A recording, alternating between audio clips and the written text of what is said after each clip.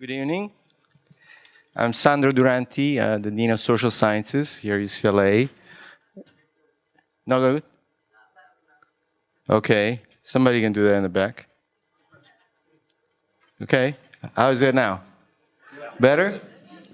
Okay, I'm going to repeat what I just said. My name I still remember, so I can do it twice. So I'm Sandro Duranti. I'm the Dean of Social Sciences here at UCLA. It's a pleasure to see you all here, to see a packed room. We do a few events during the year, and I'm very pleased when I see this room filled, and I had no doubts that this was going to be one of those nights, given the topic tonight. I should mention that we are, in the middle of our centennial campaign, and we have a number of events, and the reason we have that is also not only showcase our great faculty and the research that's being done at UCLA, but also because we take this opportunity to bring people like you to UCLA, perhaps sometimes for the first time, but often to bring you back to UCLA, and to have these conversations which show that really the research that we do in the social sciences and elsewhere on campus is very relevant to contemporary issues that you care about, the society cares about, and that we have a lot of things to say thanks to the wonderful research that our faculty do here on campus.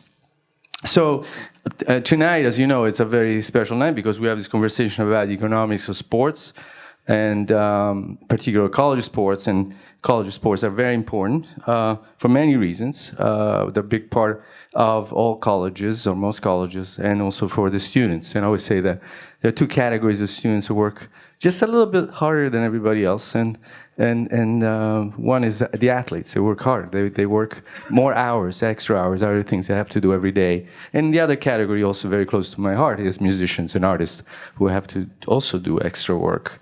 So the important thing here is the idea that we want to see when we do our work and we study and we teach about society, the impact of different kinds of activities, different kinds of socio-historical situations, and of course the importance of the economy and importance of financing.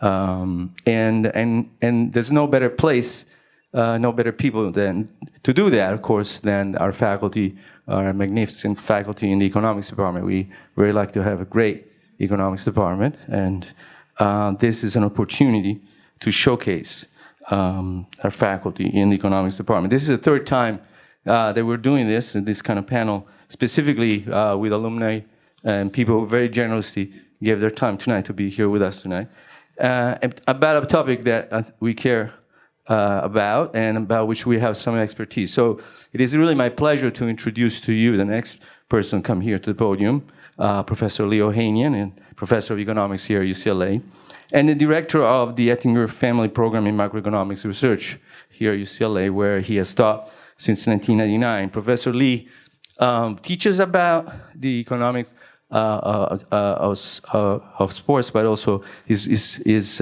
big contribution as well is also economic crisis, and I think that he has plenty of work to do about that. Professor Lee is often called to speak on the media and in different, and also often interviewed and quoted in the New York Times, the Wall Street Journal, the Washington Post. He's also an advisor on the Federal Reserve Bank of Minneapolis, and he has been an economic advisor for state and national political campaigns. So with great pleasure to introduce to you someone who really cares about the topic tonight and has a lot to say and contribute to, Professor Lee Ohanian.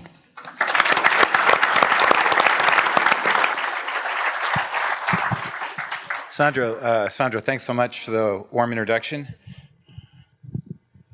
Is this better? I'm gonna do this. Good evening, welcome to the Economics of College Athletics. As Sandro mentioned, this is the third such event we've done, and we're glad that you can take your evening and spend it with us. So tonight we are going to learn from a remarkably gifted panel of experts about what makes this multi-billion industry tick.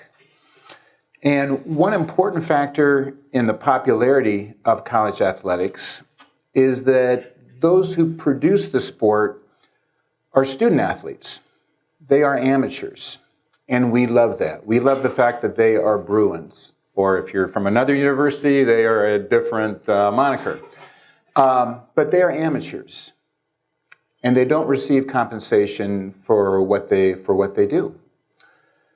Now, this model, this very successful model of amateur athletics in sports continuously comes under pressure with recruiting violations and NCAA sanctions and the growing pressure to provide compensation to student athletes. And one issue that we'll talk about tonight will be how to preserve the amateur student athlete in a world where college athletics becomes more and more popular and generates more and more revenue. Currently in the NCAA, about $8 billion a year.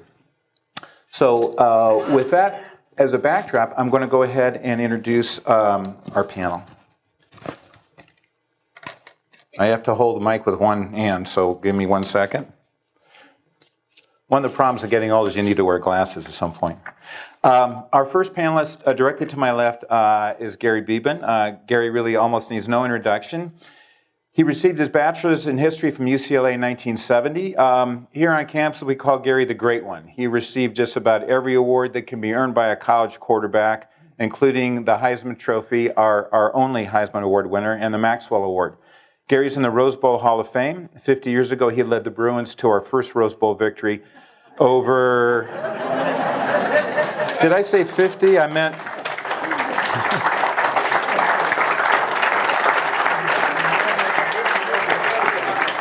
Over 49. You know what? I need new glasses. I think that was 20 years ago. 50 just rolls off real well. Over as vast underdogs to one of the great teams of that century, Michigan State Spartans. His UCLA number 16 has been retired. Gary played in the NFL for the Redskins and the Broncos, and then joined CB Richard Ellis, ultimately becoming Senior Executive Managing Director of the company's Global Corporate Services Unit. It's been a pleasure for me to have Gary as a friend for the last 15 years. He's been a great friend of our economics department, as serving as the chair of our board of visitors. Please join me in welcoming Gary Beban.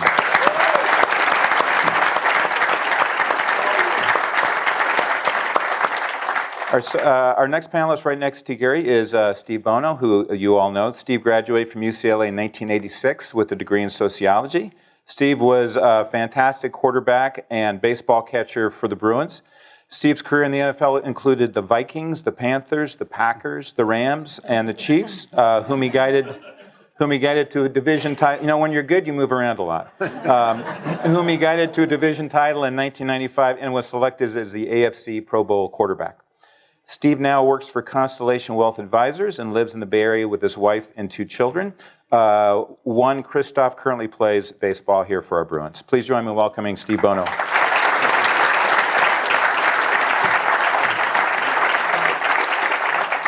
Next to Steve is Sue Enquist, who earned her bachelor's degree in kinesiology at UCLA in 1980. Sue played softball for the Bruins and helped lead UCLA to its first national softball championship in 1978. And she became UCLA's first All-American softball player. Sue joined the UCLA coaching staff in 1980 as an assistant coach, eventually becoming head coach in 1997. As a player and a coach, the Bruins won 11 national championships. Sue is in the International Women's Sports Hall of Fame and the UCLA Hall of Fame. Sue, welcome. Thanks so much for joining us.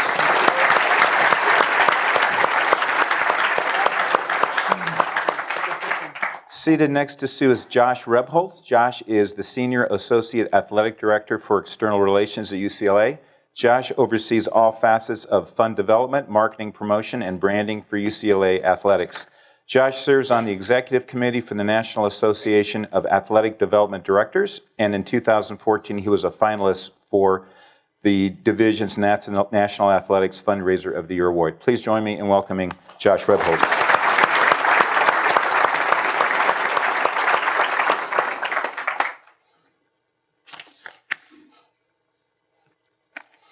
Okay, panelists, thanks for joining us. My first question sort of relates to the idea that you were all UCLA athletes. What was your experience as a student athlete like? Gary, late 1960s, Sue, 1980s, Steve, 1980s. What was that like? How do you perceive how that relationship as a student athlete has changed over time? Let me start with Gary, and we'll work our way down. Well, first of all, I have to preface my comments. I'm from the old school. I'm a traditionalist. I'm very conventional, but physically faster, stronger, quicker. Now they have tattoos and long hair. And unfortunately, they're wearing a uniform that I didn't have to wear. I had to wear the baby blues, which I am endeared to and love and wish we could go back in that direction. But aside from that,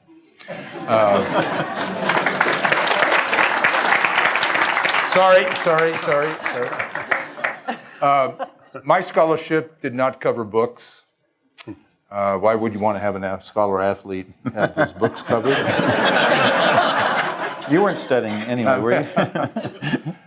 In that sense, the world has dramatically changed. But I think there's actually an illustration on how the mindset coming in is so different today than in the mid-'60s. If you look at our football program book, probably half of it talks about the professional side of our athletes who go on and continue with their careers. You were very kind. You said I played. All I did was sit. But you were very kind. You were very kind. In my day, I think most of us came in and all we were thinking about literally was graduating. There was a handful of talents that were able, Mel Farr, who unfortunately just passed, Kurt Altenberg, Dick Witcher. But you think of all the players that were coming through in 3 years. And by the way, we couldn't play as freshmen.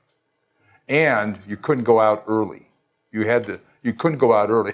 If you went out early, you didn't get drafted by by the NFL. You got drafted by Uncle Sam. So the whole circumstances in that sense, you can get a sense of how different it was compared to what's going on today.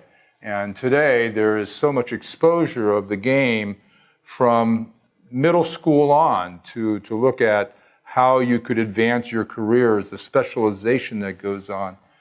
My day, you had one game on Saturday. That's all. The only college game was one, compared to what you can do now from literally every night of the week. You can watch a college football game, let alone a pro game then. The way the media is working and has changed the game. So those are just a couple of the little things, aside from I walked through the Wasserman Center, and my first reaction was, how good could we have been if we would have had this equipment? If we would have had, if we would have had these facilities. We were in the girls' gym, only had our weights out when the basketball team, John Wooden's team, wasn't practicing on the floor. And so it changed so dramatically in that sense. There's a different focus today than there was in the mid-'60s, but you're correct. I'd do it all over again. It was wonderful. Steve, your perception as a student athlete here at UCLA, what's changed? Cool. I would agree with a lot of what Gary has said. So if you take from, when did you say you graduated at 70? 65 to 70 and move it forward 20 years, we did have a weight room. When I showed up on campus, the first weight strength coach was hired the day we showed up as freshmen in 1980. That'll give you a little bit of an idea. It was about the weight room, if you can imagine going in the Acosta Center, the kind of lobby area, that was the weight room, just to give you an idea of size. I think the biggest difference, I live it through my son now, who's here. It's a full-time job. It was pretty much a full-time job when we were here, but it wasn't. Yes, you were held accountable, but there wasn't somebody there checking your name off every day. Yes, we worked out in the off season, getting ready for the season, getting ready for spring ball in April. But nowadays it's 6 a.m. weights. You're there every time. You're not late. You can't. Yeah, we worked out at 6 a.m., but that's because we chose to. You could have done it at 3 p.m. or at 9 p.m. Whenever you wanted to go, you went and worked out. So it's much more a job than it was when I was here in the early 80s. Sue, as a woman and a non-football player, you have a different perspective. I played powder puff in high school, so. Seriously, though, I think everything has changed and nothing has changed for me when I look at it. My perspective's unique. I was a student, and then I was a coach, and then I was administrator. As a student, coming in the 70s, we didn't have uniforms. We wore the men's track team practice T-shirts. And we actually played on the IM field right at the corner of the track and the tennis area, which was outstanding because everyone had to take a break before they went up the hill. So we had great crowds back in the day. But the things you can't measure are kind of timeless. I think what separated us was we had a leader in Judy Holland that said we were just benefiting from a federal mandate that said we're going to go ahead and give equal opportunities for our women in Title IX. And so because Title IX is actually how I got to UCLA, a lot of people don't realize that I was actually planning on going to Cal Poly San Luis Obispo. And I can't imagine what my life would be like. But I played boys baseball because Title IX allowed me to play on a boys team in high school. And UCLA saw that in the LA Times that got me here. And what was exciting was being a part of a student body that it was like a vacuum. There wasn't, back in the day, it wasn't popular to be a female athlete. You were actually kind of ostracized. You were the tomboy or you were the out group, whereas now it's really celebrated. But at UCLA, that has always been a huge thing where there's this respect because everybody realized if you were smart enough to get into UCLA and you were good enough to be here, there was just a tremendous amount of respect. The game has grown incredibly. I mean, from the point where we never wore helmets or had uniforms to just these multi-million-dollar stadiums. So now, when I retired from coaching 10 years ago, the biggest change that is measurable is the student athlete literally doesn't feel like they have any time of their own because we're demanding so much of them. And here at UCLA, where there's a very small margin for error, for many of our women's sports because we have such an outstanding program overall. But we're able to do it and sustain it because, and we don't spend enough time talking about the support that is provided here. But what's different, back in the 70s, if you were a student athlete, in your off season, you played flag football in the recreation, you played inner tube water polo, played rugby. There was a real balance where we could use all the services that this university offers. So there was a freedom there that was really envious of the student athlete today because it's a little bit more serious. But there's no better place to be if there's going to be a place where you want to shoot for excellence. You're just, everywhere you look, you're surrounded by excellence in that athletics department, whether it's the academic support or the sports medicine or the marketing or sports info. So it's been a wonderful journey, both as a player, coach, and administrator. So what I'm hearing from you folks is that sort of the challenges and the demands we place on student athletes today are very high. It was high when you were playing, but it's even higher today. Josh, from a different perspective of athletics administration, how do you see UCLA student athletes more broadly, what challenges they're facing, what issues they're facing? Well, I think similar to what these folks went through today, I mean, there is a lot more demand. I mean, it's much more visible. Every game is on television. Pac-12 Networks is covering 800 athletic events this year alone from the 12 Pac-12 schools, and the majority of those are in Olympic sports or non-revenue sports. It's extremely high expectations. Obviously, UCLA creates a lot of those expectations. Coach Wooden has created that for all of our 25 programs. I mean, the pyramid is not just in men's basketball. It's on almost every one of our jerseys in some form or fashion.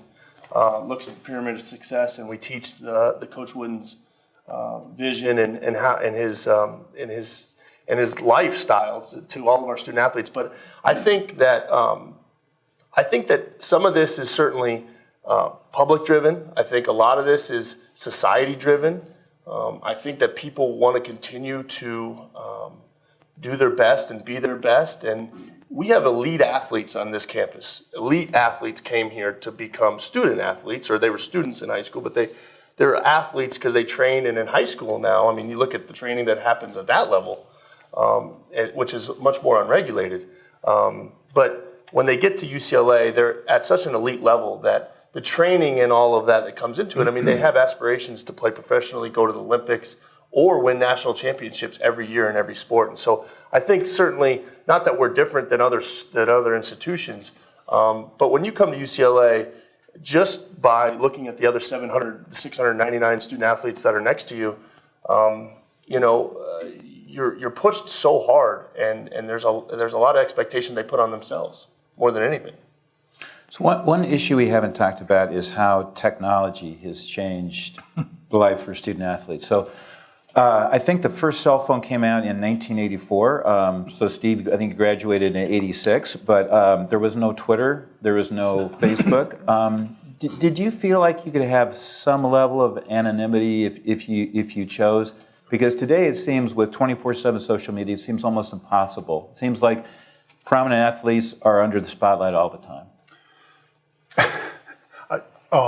We definitely had anonymity, as you said there. I didn't mean it that way. I asked Christoph, I asked his friends, I asked young men that I work part-time as kind of a mentor for the 49ers, and the first thing I asked these guys is, how do you get away with all the nonsense? I mean, we did the same, they're doing the same thing we did. We did a lot of nonsense, but how do you get away with it? And we were with Carmen Policy the other night, and Carmen was, he was the president of the 49ers at one point when I was playing, but Carmen was the master. Somebody got in trouble, he had 24 hours, he took care of it. Well, now if somebody gets in trouble, it's out there before the guy even knows he's in trouble. Mm-hmm. You know what I mean? So, honestly, I don't know how they do it. I really don't. I've got a great story. Week before the 65 SC game, I'm driving across Ohio, go from east to west, way too fast. And at Westwood Boulevard, for those of you that travel, there's a hump. And I was going fast enough that the car left the road. And as I'm going over Westwood Boulevard, I look down, and here's a cop right there. I come down, the wheels hit. I pull over because I know I'm dead meat. He comes up, license, the whole 9 yards, comes to the window and says, "You beat SC?" I tear it up.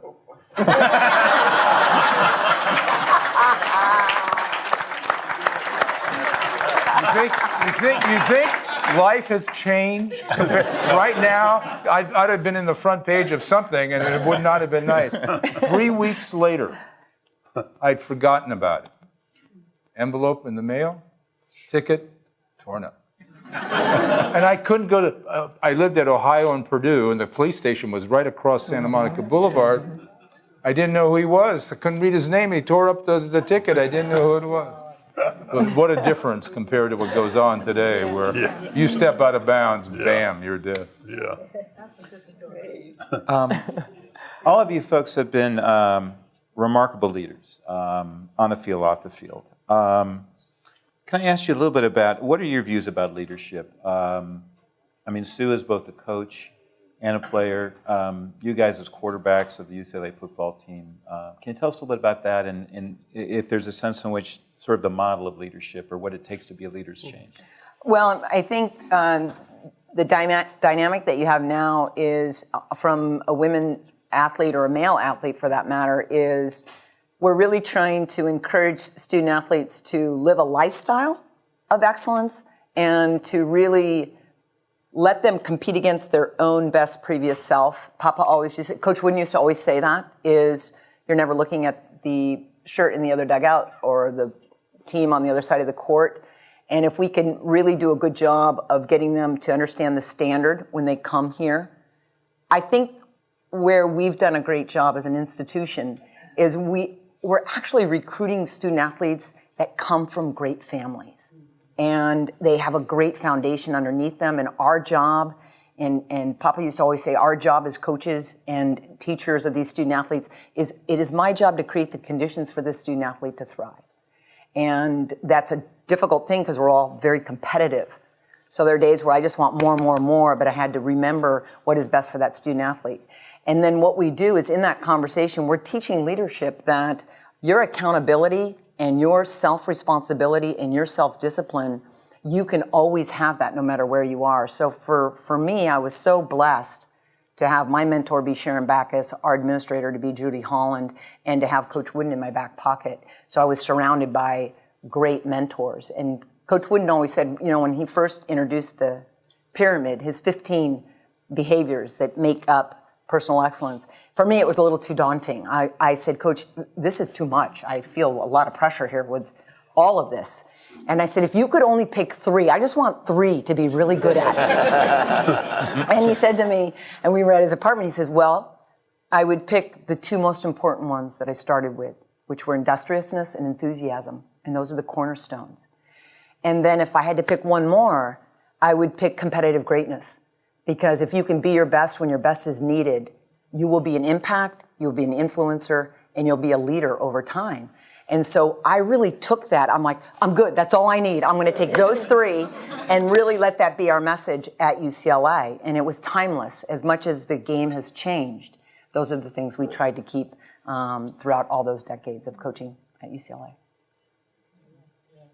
That was, do I need to follow that? That was terrific. Wow. It was very well said. I think I would say that UCLA is recruiting young men, young women who are leaders in their communities. They're trying to bring, obviously, great athletes who are leaders by example. They may not be the personality to be a leader, but those are the types that are being recruited every year for every sport. And to your point, Sue, of you're trying to send them. Help them become better leaders and then send them off into the world because most don't go on to play, as the NCAA commercial says, most don't go on to play a sport as a professional. So bringing in young men and young women from communities all over the world, here at UCLA for sure, and sending them back out as more polished leaders. There's a sign over the training room when I was here. You've now entered the Athens of athletics. And leadership was surrounding you. Rafer and C.K. Yang were out in the track practicing. Parcell and Ash were up there hitting tennis balls. Slaughter and Goodrich, Hazard were in the locker room with you, getting their ankles taped. And it's just surrounding you. The volleyball team. So leadership was just became expected. You had to raise your game to literally be in the training room. And I found that to be really an invigorating environment, and it just continued as we got better as well. And then this fellow Lewis came to school here, and all of a sudden his teammates, and it just kept growing and growing and growing. And then you realized how special these days were. Mm-hmm. And I knew in that training room that it was something that I always wanted to remember, just the people that were there, that I was able to try and fix my ankle or get a rib put back in place or whatever we were trying to do in that locker room. It was just a marvelous experience. And that I found leadership coming from that. You had to live up to them. You had to live up to their greatness and where they were moving the bar. Gary, a few moments ago you mentioned how good we could have been had we had the training rooms and the facilities. As former UCLA quarterbacks, let me ask you about a current Bruin leader, Josh Rosen. Where do you see him as a leader, as a quarterback of our football team?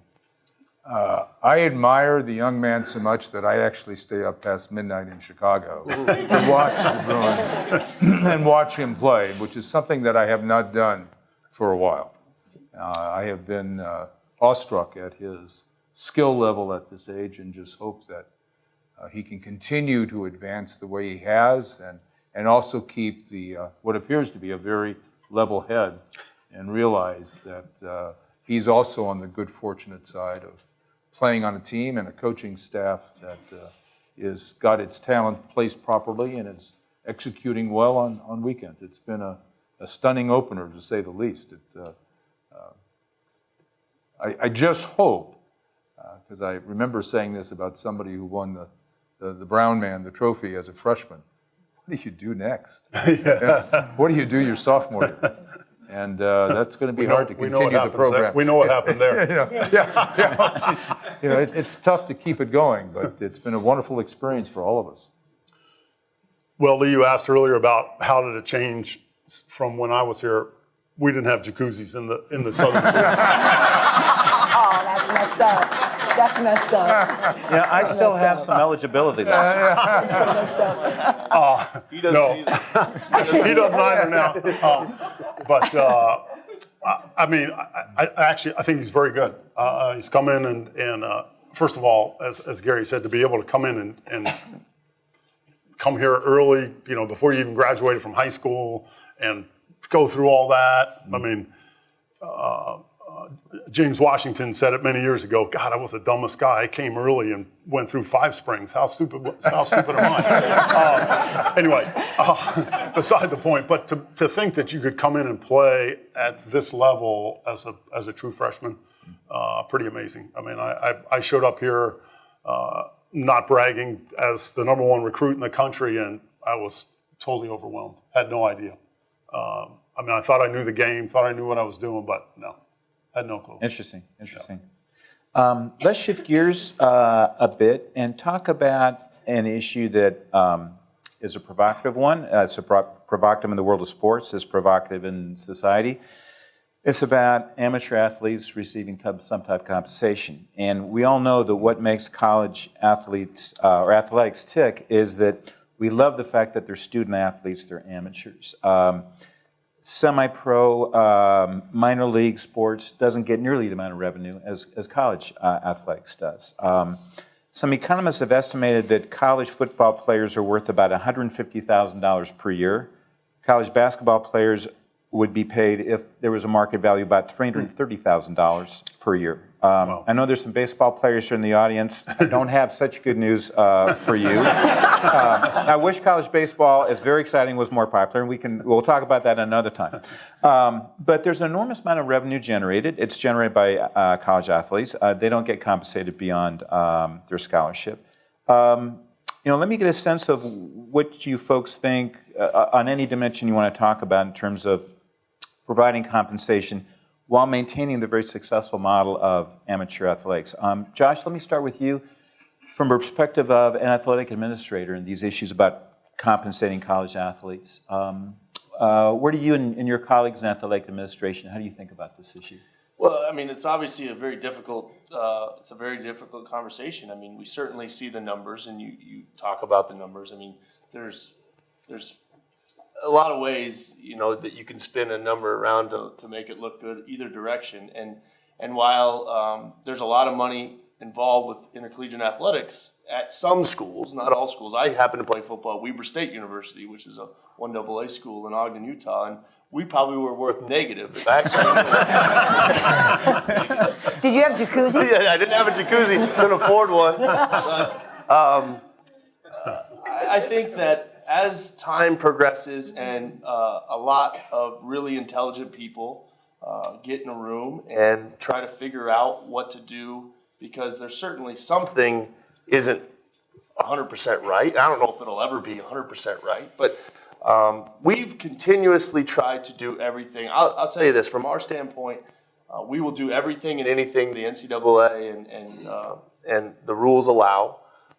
There have been some new regulations that have come through just in the last couple of years that I think are really positive due to some of these issues that you're talking about, nutrition being one of them. I mean, there's some really silly rules out there due to the fact that, schools will do in some parts of this country, and not saying that we wouldn't either, but some places will do pretty much anything and everything to get a competitive advantage. And so to keep it a consistent, even playing field in a large, in football, you have 120 schools playing at the Division I level, and in basketball, that Division I level is about 350 or so.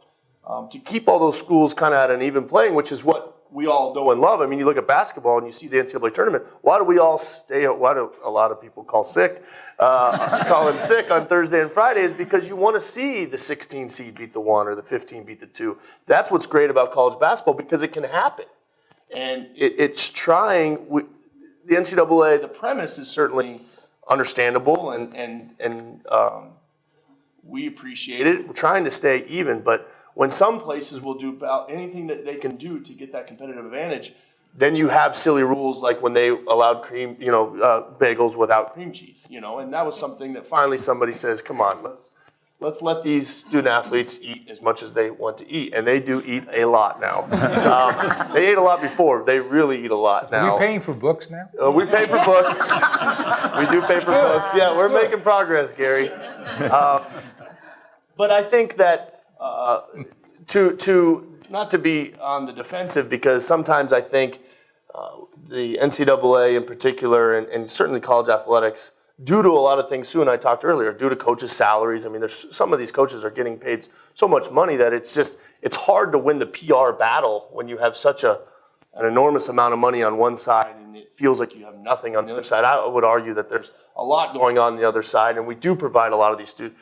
We do provide at UCLA, we provide all of our student athletes with an unbelievable experience, from nutrition and sports medicine and academic services. Our number one goal absolutely is to graduate our student athletes, because we do know that very few, if any, are going to go on and play professionally. They're going to go on in the real world, and we need to prepare them for that. And so while I can't predict the future, and nobody in athletic administration or really anybody, the courts, I think, will eventually decide, and we'll go from there. But anything that we can do, we'll do, and we'll continue to do everything we can for our student athletes, because that's what we're all here for, and that's who we care most about. Sue, paying college athletes? Well, I come from a different perspective as a female athlete, as a female that coached women's sports. We won't get in the weeds of it, but we're at a really interesting paradigm shift with the NC2A, because you now have a portion of D1 is going to break away and have what really, let's call it as we see it, they're going to have their own set of rules. And there's a little bit of a trust that's going to be involved with how you're disseminating money. And for me, as an alumnus of this institution, I'm relieved, because the people in the administration have the ideals of UCLA still intact. The hard part is the media, that how UCLA as an athletic department is remaining competitive, knowing that there's going to be a shift on how money gets disseminated, and you're going to have kind of like the higher level D1, which UCLA is going to be a part of. And yet UCLA prides itself on serving all student athletes. And to be quite candid, you've got to look at the math. And at some point, they've got to be able to figure out, how do you do this? How do you maintain this incredibly high level that UCLA has maintained for decades and still keep all of the sports? And I know for a fact, I have colleagues at other conferences, at other institutions that don't work in athletics department, where the integrity of the individuals in those athletics departments are going to be able to sustain that pressure, because they're going to want to put all of the money into football and basketball. The great thing is that's not a department that I know. And I have a lot of confidence in the people that are going to have to be making those tough decisions about those programs to maintain that status, because we've got to look at this knowing that football and basketball, football funds an awful lot of our budget for all of our non-revenue sports, which are all those other sports that are in that bucket. And you look at the people that develop and graduate from this institution, from those Olympic sports. These are some of the finest, highest performing individuals that this institution's ever had. And so the people that are making those tough decisions, they know that. That's why I have confidence overall in what we're doing in the athletics department. Steve? Actually, if I may defer to Gary because we had a conference call a few months back, and I thought Gary had some great ideas, and I started to think about them. So, and I've added to it, but I would love if Gary would, so we'll go speak first. Gary and Okay. Steve. I knew the question was coming, and that's why I started with my comments that I'm a traditionalist and very conventional and would like to stay within some boundaries. But the COA, the cost of attendance, should be covered by scholarship. The days of not paying for books and include an emergency trip home if there's a family tragedy or something just makes common sense. I'm sure there are a lot of folks here that have written tuition checks. And we have to remember that scholarship means that the cost of coming to school is paid for. For an out-of-state student here at this school, that's more than $55,000 a year. So we're not talking small donuts here. The basic scholarship is a good $250,000 to $300,000 with tutors and all, tax-free for the family. Okay? So recognize that those dollars are there. In my mind, if anything ever gets back toward the individual, if the formula is ever put together, I would like to stay within a traditional context of scholarship and athleticism and allow monies to be put into a fund for the individual taken care of by the school. Schools have very good trust funds, endowment funds. They know how to financially run these things very well. And have it available for that athlete and his immediate family, wife, children, parents, for their education, for his own education. So any funds that are earned over and above the scholarship stay within an educational venue. I had scholarships available for me. I used them. There are a lot of players that sometimes don't use their monies well, would like to go back to school, can't be afforded. Maybe there's a way that can be extended and done and keeps it within the context of that amateur athlete. Monies are earned, but there's a place that it can be spent. Now, that's probably a little too idealistic, but I think it's got some merit. So the idea would be a trust fund that would be accessible in the future. Sure, and schools know how to run trust funds, and they do a very good job of it. And the endowments and whatever, and they could easily administer it. In my mind, they could easily administer that. So that was the idea that I had thrown out.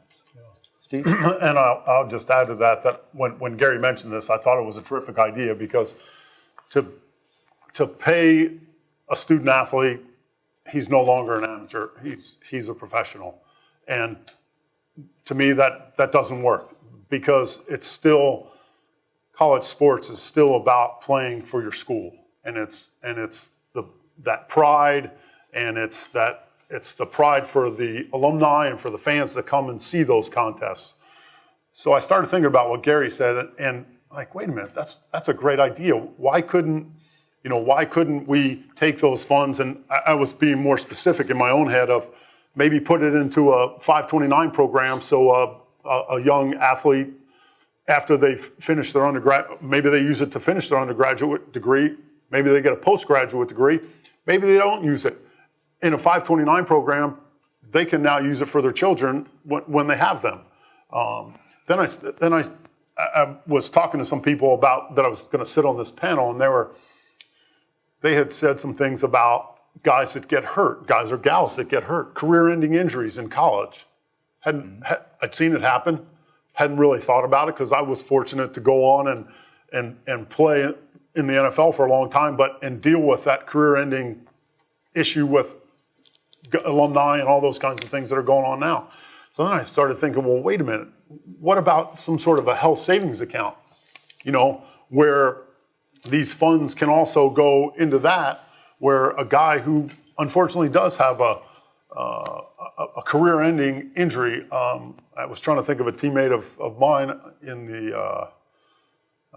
the Fiesta Bowl in 1985, running down the opening kickoff, blew out his knee. I don't remember exactly who it was. There's a couple guys in my head who I think it was, but to think that, gosh, he played one season, running down on kickoffs and blows out his knee in the Fiesta Bowl and never plays again.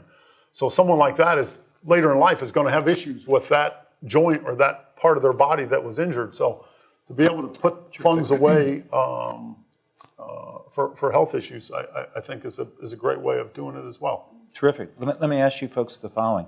What would you think about, would you think that there would be different amounts would be offered to different types of athletes, or this would be sort of one size fits all?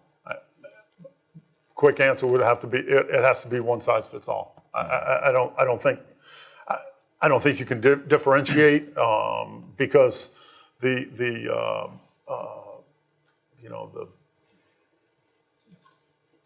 non-scholarship baseball player who's putting in as much time or more time than the starting quarterback, at the end of the day, that doesn't matter. Sure. The scholarship that's awarded to the best player in the country versus this high school player versus the one that's coming in. In my time, we had 60 on scholarship. They were all the same. Right. Nobody got their books paid for.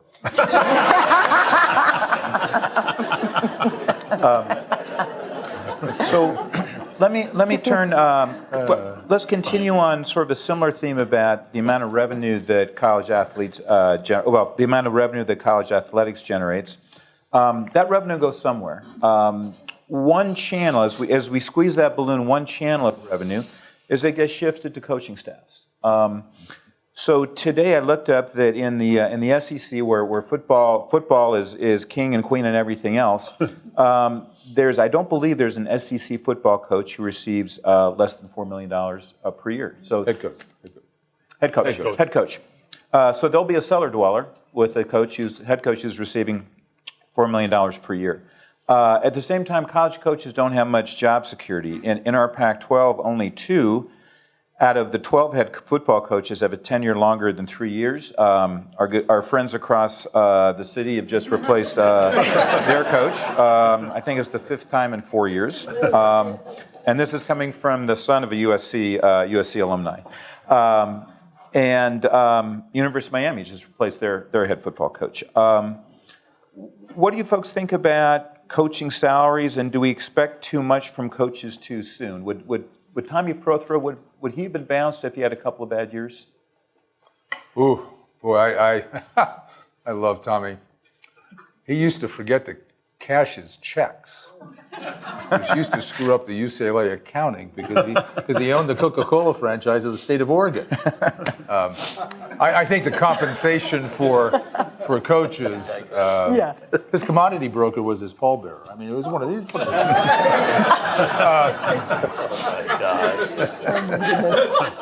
I think compensation is an issue that crosses all kinds of industries, and we're in a conundrum with football. Football is the driver. It is the sport that is funding almost all of the sport programs. We're fortunate at UCLA we have a basketball program as well, but and I don't think there's going to be a way to put a monitor on that until the school says, this is what we're going to be. This is what we want to be. This is what we want our program to represent, not only to our athletes, but to our supporters. And I think those days are coming for a lot of schools. I think when I'm going to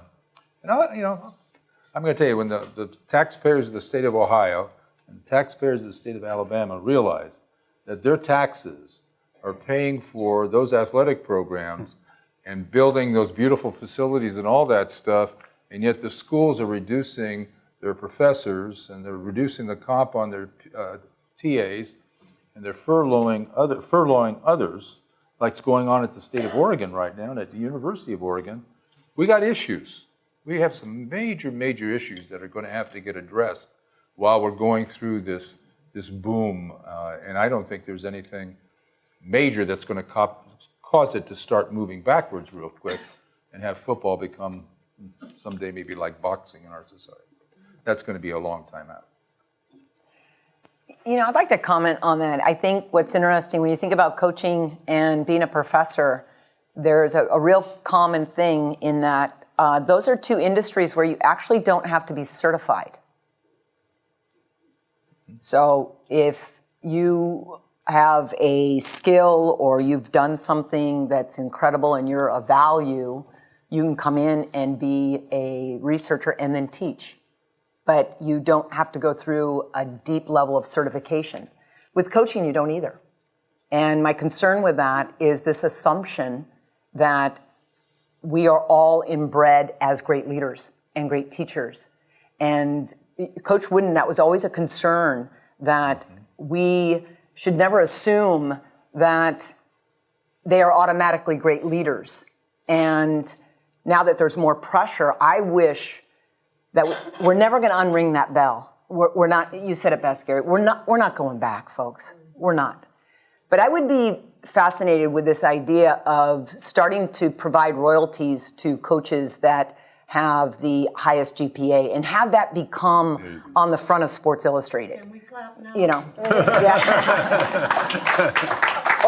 or to incentivize us to stay closer to our alumnus and start rewarding programs that have the highest producing alumnus or whatever, to start measuring things that directly relate to making a person a better person. You know, we don't measure character. You know, we don't measure the things that are probably the most valuable. I would love to see us collectively as a group starting to reward coaches that have a zero transfer rate. They're doing something right. And all it does is get a handful of us together and start standardizing this and get into a serious conversation for all of our coaches, whether it's your football coach or you're the track coach. Let's start measuring and rewarding the things that we're all saying are the most important, yet we don't measure it, no one's going to value it, and we don't value it, no one's going to pay attention to it day to day. So I would love to see us incentivize coaches to be better leaders if they innately aren't one, because there are many coaches out there in the country that are in over their head on the leadership front because they're feeling the pressure of win-loss, and they're just hammering the kids, and they don't realize if you create the conditions for the kids to feel safe, they'll go for it regardless of the failure. And that's the secret sauce. Create the conditions for them to feel safe. And when good talent goes for it, great things happen. I mean, to your question about Coach Prothro, I mean, let's talk about Coach Wooden, right? I mean, Coach Wooden wouldn't still be the basketball coach at UCLA with the current expectations as they are. Coach didn't win his first national championship, 8-9 years in. And 14. 14? 14, Jimmy. Yeah, 14. even worse. But you look at, so to that point, secondarily to Gary's point, I mean, I will say in front of this crowd, I think it's important to understand our budget at UCLA. We don't take any taxpayer dollars at UCLA Athletics. We're 97.5% self-funded, self-sustaining. We do take some student fees, which we plug right back into student support as far as, you know, the buses and things that we have to do to get them to come to our games and subsidize the ticket costs and giveaways and all that. But I think it's important, you know, you brought that point about coaches' salaries. There are unbelievable expectations. I mean, I am fairly close with Coach Mora and the amount of stress that he goes through on a week by week basis. Not just because he wants to win. And I'm not saying all coaches are like Coach Mora, and all of our coaches are much like what I'm going to describe here. Coach spends a large amount, the majority amount of his time ensuring that these kids succeed off the field, succeed in the classroom. He monitors their social media accounts. He monitors that some of these kids don't have backgrounds, families, demographics that encourage the kind of behavior that Coach Mora expects. And so we had a conversation. You guys have seen, I mean, we've been in the news a few times this year, more than we've probably been in a while, and that's one of UCLA is an amazing place. Knock on wood, we're rarely in those kind of situations, but you know, he's had a few instances where it's just so frustrating for him as a coach who has 120 kids that he oversees and basically is the father to for the next 4 or 5 years of their lives. And he wants them to have so much success, not in football at all. It's really about in life, and he can't control it. And that's hard for him because he talks about his time in the NFL. In the NFL, your players go out and do whatever they do at night or after games or on the weekends or what have you. You're not held responsible as the head football coach in the NFL. That's the players' problem. I mean, we look at those guys and the stuff they're going through. But in college, in our level, Jim is judged on how his kids act, and it's hard to control that many people. So I'm not saying that it's worth the millions and millions of dollars. I'm certainly not trying to make that point because that's not for me to decide. But I will say there's an amazing amount of stress and expectations put on these coaches, and certainly at our level to win and win quickly and win the right way. You know, and it's not that that's impossible, but it's really, really hard. It's really hard. But if you just twist the lens, I mean, there's a trophy now and help me because I don't know the name of the trophy, but if your school wins more championships. The Sears Cup. The Sears Cup, okay. Well, what about if you graduate the highest percentage of all your athletes on scholarship? How about that being an award that is recognized? So it's just a little twist of the lens, and maybe that's a performance priority for the coach. All the coaches, the whole coaching staff at UCLA would have a performance priority of 1, 2, 3, and that one's weighted 30% or 50% to get all your kids to graduate. Now, it doesn't have to be in the 4 years. A lot of us didn't graduate in 4 years for a variety of reasons, but within an acceptable time frame, 6 years, something of that sort. And all of a sudden, there's a new driver that does get to character and helping make sure that the athlete has their other life ready to go when they need to reach back and have to use it. So. But those are the kind of things that I'm sure are under discussion, and hopefully they are, because it is a wonderful, wonderful program that continues to seem to be. And also internally, as fans of UCLA, you may wonder at times, that's an interesting society, right? You have one individual that's making millions of dollars sitting next to you in charge of this huge football program. And you wonder, is there this class that actually occurs where you have the haves and the have-nots? And everywhere I go, I always like to share with the general public what it's like being on inside the athletics department. Because even on campus, we operate somewhat kind of internally within, we try to reach out, but it's like, oh, what goes on in that athletics department? What are they really doing in there? And what do the coaches really think of each other? And it is the most amazing feeling to have your football coach turn and go, hey, I heard there's a problem with the weight room. Is there somebody I need to talk to? And we're like, yeah, talk to do, because we know you could get it done. I mean, there's this wonderful collaboration. I can remember when Jim Easton, who was such a great alumnus of ours and a huge supporter of our athletics program, and he funded our stadium. And we ran out of money to do the front. And we didn't have enough money to have the grass rolled out in the fiscal year. And I remember telling our athletics department, we can't have dirt walking up to the stadium. It was just unacceptable. And I remember we had a brand new coach at the time. His name was John Savage. And I was telling this new coach, I'm like, we got a big problem. He says, well, I know how to roll grass. I'm like, you do? I'm like, he goes, and I've got all my kids. I'm like, you've got a lot of kids. They had like 35 kids. He goes, we'll get the grass. And I'm like, at this point, it started to feel a little out of control, right? But I was mesmerized by the idea that he's got the workers and they know how to do it. And I've got the female student athletes, and I just need my facilities guy to just kind of like, is it okay? And we spent 9 hours, and when you turn up there by our stadium and you see that green grass, just thank John Savage and his group, because they rolled out that grass at Easton Stadium. So it's a neat story that there's a lot of collaboration going on, even in this crazy place that we live now. Yeah.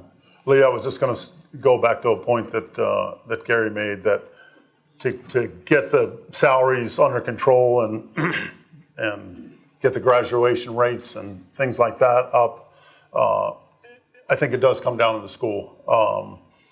It comes down to a smaller part, and I'm going to go to the school because up north at some school that I live close to, no names mentioned, they did that for a long time. Pretty much all the coaches' salaries were the same. I know it's changed a little bit now, and to that point, some of the revenue and expenses that you sent us. I went and did some research, and I started thinking, gosh, well, okay, Texas makes $103 million in football revenue, and most of the revenue or most of the expenses for football across these 20 schools were pretty much the same. Similar. 20 to 30 million, somewhere in there. 15 to 35 million. Anyway, I go, okay, so Texas, how many sports do they have? So I started going on all these different websites looking. Well, Texas only has 16 sports. But then you start looking at sports like, wait a minute, every one of them is a sport that you can turn professional in. So I went through a few, and then I started thinking to myself, okay, who's kind of lowest on here was that school up north. And I knew in my mind that because they win the Sears Cup every year, that they have a bunch of sports. So I went on the website and looked, and they have like 36. 35 or 36. So then I thought to myself, okay, wait a minute. How about those 8 schools back east, the Ivy League? They don't, how do they do this? Okay? Each of those schools has 36 sports.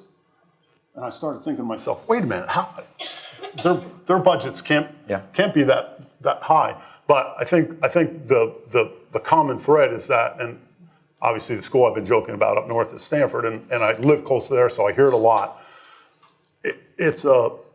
They've tried in the Ivy Leagues. They've created an atmosphere that the sports and the athletes are. It's all part of the overall education and the overall atmosphere, and the reason that you go to school there. Not that we can't do that at UCLA, and I'm not saying that these other schools are bad. I was trying to find a common thread of, okay, how do the lower revenue schools compete? Sure. Anyway, sure. I found that very interesting. Absolutely. We're getting short on time, but I'd like to squeeze in one more question if I can. So all of you have mentioned the aspects of the character of UCLA student athletes and the quality of the families that our student athletes come from. Real briefly, tell me a little bit about your views about student athletes giving back to the community. Josh, can I start with you? Maybe tell us a little bit about the Wooden Academy. Yeah, I mean, giving back to the community is one of our pillars. It's one of the most important things we do, and that goes back to our point of, at UCLA at least, I can speak to that, is, it's not just about wins and losses. Winning is very important, and competing for national championship is an expectation, and that's because we've had so much success in the past that I think that in softball, for example, if they go 4 years without winning a national championship, you feel like an absolute failure, right? It doesn't matter if you won the league and you went to the final. It doesn't matter what you did, but it's an expectation, certainly in what Coach Enquist has done in that sport, and there's many more like it. But graduating kids is the ultimate priority, and part of that graduation process, as we all understand because we all went through college, it's the experience that the life lessons you learn as in those 4 or 5 years of your life, and giving back to the community for us is so important because the community gives so much back to UCLA and to these student athletes by coming to games and being involved and supporting in the facilities. I think our student athletes, I don't want to say they're different, but I think the mentality of, I do so much for UCLA and it doesn't do anything for me. I don't know if that's the case in our department. At least they don't get that feeling. I think that they really appreciate the education they're receiving, the resources they're getting, and I think they want to give back. It makes them more well-rounded. And we have the Wooden Academy, which obviously, as we've mentioned several times here tonight, it's a special place because we had a man that, in the sports lore, it doesn't get any better than who we had here leading us in men's basketball, but also just leading all of a lot of our staff that are currently still there, just how they live their lives. And those same lessons are being taught every day in our department. And each year we have a Wooden Academy where we bring all of our student athletes to Drake Stadium and we talk to them about Coach Wooden and the Pyramid of Success and what it is like to live, how he lived his life and the lessons that he provided to his student athletes and to everybody around him throughout his entire life up until the time that he passed. And so the Wooden Academy is one thing that we do. We do a lot of community service. It's certainly very important. Each sport does its own, has its own outreach, Dribble for the Cure, or the Mattel Children's Hospital, there's so many that I can't even mention, but it's very important for us, again, as part of that program, and it's not us begging our student athletes to go out and do this. It's really interesting. Jonathan Franklin, who was here, you guys maybe remember, he's a great running back for us. The kid, he would go on his own to Mattel Children's Hospital once a week during the season on his own, without even us knowing sometimes. It wasn't about notoriety. It wasn't about him being public. It was because he wanted to do what's right, and he was an unbelievable young man and is an unbelievable young man. And so that's the kind of kids that we get at UCLA. It's incredibly difficult academically, it's incredibly difficult athletically, and so you have to have the elite. And these elite kids are special, and they'll do everything and anything they can to give back. You know, I think that what makes UCLA special, and I know it's kind of like, it's fun to talk about UCLA in front of a UCLA group, kind of. It's like a love fest, but I'm a coach, and I speak really transparently when I say, the minute you get to campus, there's an undertone that says you got here on the shoulders of other people, and we try to recognize that, and that leads the way for gratefulness. And when you have student athletes that are constantly reminded about being grateful, you have a tendency to want to reach out and give back. And we're in a society that's obsessed with the character traits that revolve around performance. So they're dedicated, they're competitive, you know, they're resilient. But I think also what you don't read about are the character traits that we're trying to develop that have to do with your moral character. And that really resides in empathy and being sensitive and being aware. So we're trying to create this total student athlete, so when they leave here, we can all say we did our best to make them be their best, which was Papa's mantra. Just be the best you're capable of being. And to me, that really, the Wooden Academy allows us a stopping opportunity to say, these are what these words mean. Don't just memorize the pyramid, but be aware to live it each and every day. So we try to drip that. And then we expanded that to a freshman program through the Wooden Academy. I want to share with you, if I could indulge, just a quick Papa story. When Valerie Kondos and I and Ashley Armstrong went to Coach's house to say, we're interested in naming this after you, and we were super nervous because we were super close to him, but this is like a bigger ask, right? We're now going to say, we want to name this in honor of you, and you have no idea. And he was like, well, let me think about it.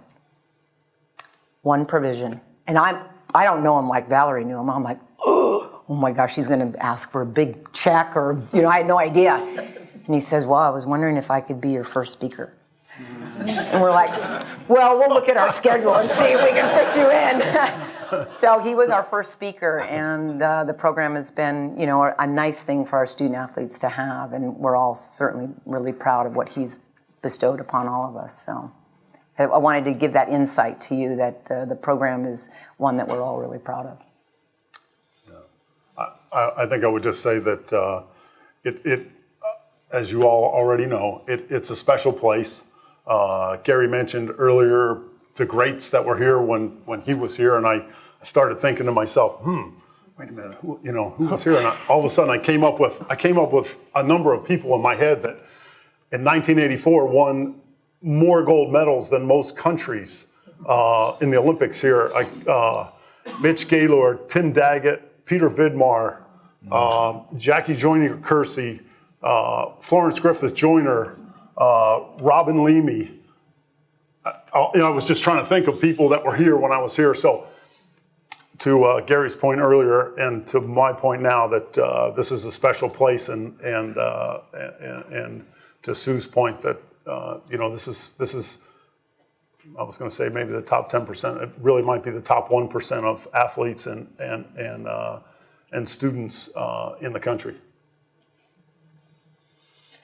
Gary, we'll give you the closing thoughts on this question. Not only what we were involved in while we were here, but what happens in the afterlife.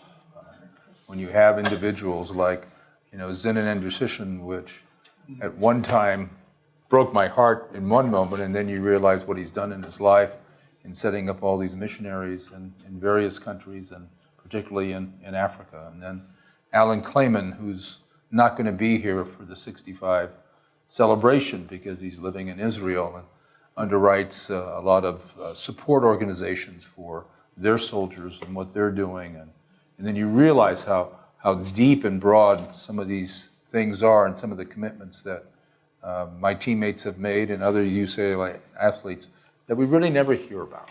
Mm-hmm. That's the other side of what we're trying to produce here, and hopefully it's part of the program and the individual that eventually we send out into society. So we're pretty good at it so far. Mm-hmm. Just need to get better. Terrific. I hope tonight has been informative about what makes college athletics tick and the business of college athletics. And I hope that this has helped you remember just how special UCLA is. And if you ever think about what makes up a UCLA student athlete, I think you can look at our panelists right here and see remarkable examples of that. So please join me in thanking a truly remarkable, exceptional panel.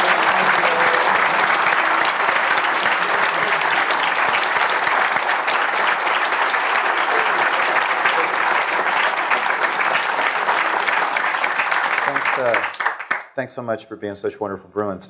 Before we break, I just have a couple of announcements. If you're at the game this weekend, there will be a 50th celebration of Gary's 1965 team that beat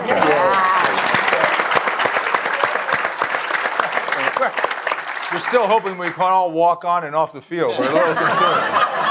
We're a little concerned. Before we break, I'd like to thank some folks who made this possible. Sandro Durante, who is a remarkable scholar, a gifted musician, a fantastic dean who puts up with faculty like me and keeps us on track. Sandro writes the checks for these types of events, so Sandro, thanks so much for making this possible. And we could not have organized this whole procedure without the tireless help of our development staff, Julie Strumwasser and Peter Evans. Thank you so much.